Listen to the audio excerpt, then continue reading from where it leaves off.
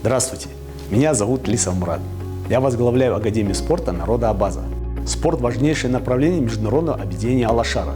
Мы активно развиваем массовый спорт, чтобы приобщить как можно больше абазин к здоровому образу жизни, вне зависимости от возраста.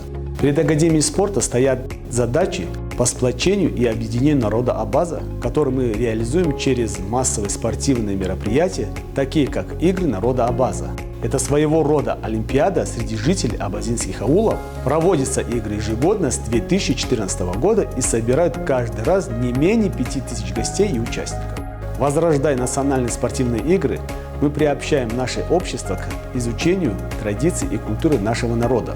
В течение всего года Академия спорта организует и проводит множество спортивных мероприятий, в том числе на базе многофункционального спорткомплекса Алашара в ауле Красный Восток, построенного президентом Алашара Мусой Хабалевичем Икзековым в 2018 году. Мы принимаем активное участие в спортивной жизни каждого абазинского аула и всегда открыты к новым идеям, способствующим развитию и популяризации спорта и здорового образа жизни.